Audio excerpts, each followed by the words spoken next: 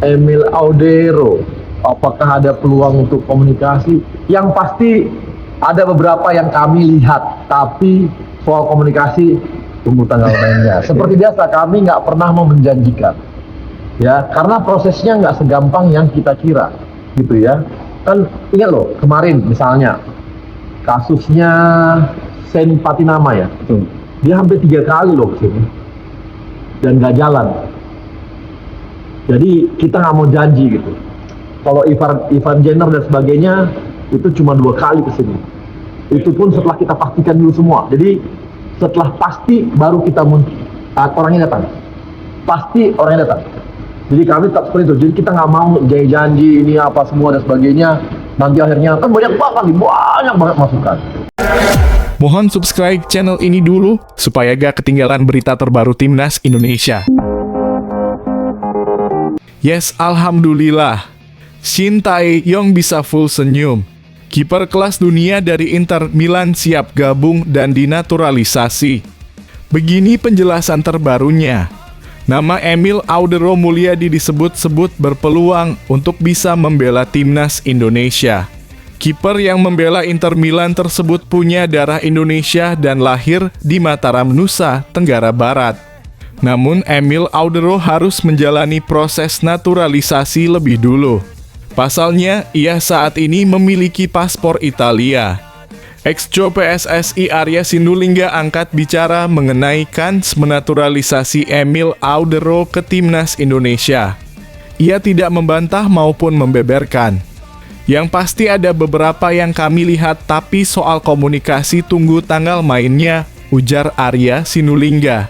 Seperti biasa, kami tidak pernah mau menjanjikan karena prosesnya tidak segampang yang kita kira. Ingat loh kemarin kasusnya Sen Patinama, ucap Arya Sinulinga.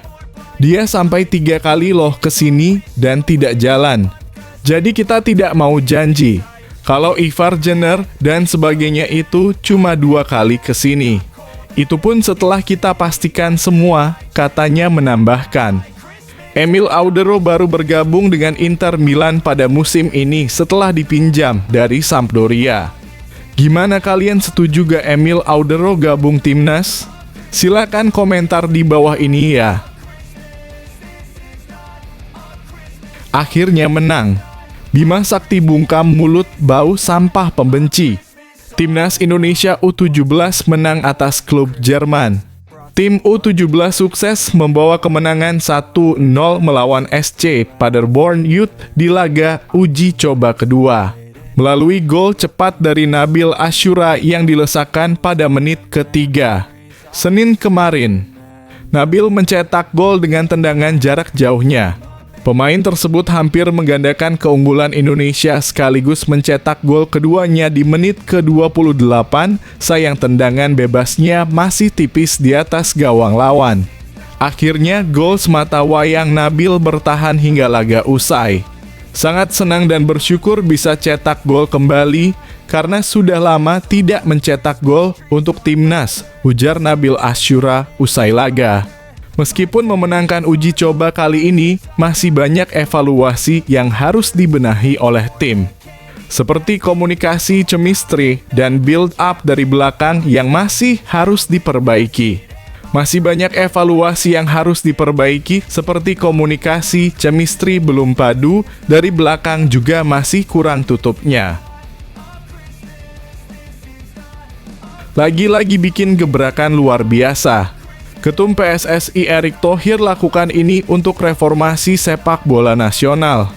Ketua Umum PSSI Erick Thohir menghadiri kegiatan simposium yang digelar oleh Presidium Nasional Supporter Sepak Bola Indonesia di Hotel Royal Kuningan, Jakarta.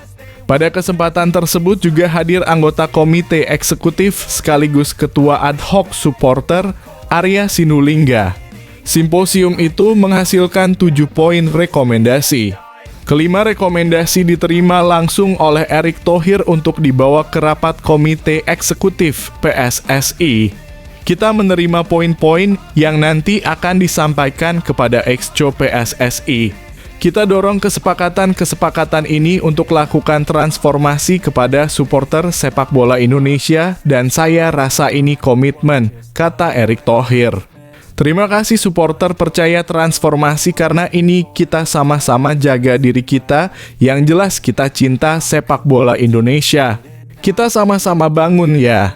Jangan sendiri-sendiri membangun. Supaya kita bisa transformasi sepak bola Indonesia, tambahnya. Semua pemain terbaik dan Abroad bakal dipanggil untuk laga Timnas Indonesia lawan Brunei Darussalam. Timnas Indonesia akan berkekuatan penuh untuk melawan Brunei Darussalam di kualifikasi Piala Dunia 2026 zona Asia. Skuad Garuda bakal menyertakan semua pemain terbaiknya dan Abroad. Asisten pelatih Timnas Indonesia Nova Arianto membocorkan timnya akan memanggil 26 pemain kontra Brunei Darussalam, termasuk yang berkompetisi di luar negeri. Semua pemain terbaik akan dipanggil Timnas Indonesia. Ditunggu ya, ujar Nova.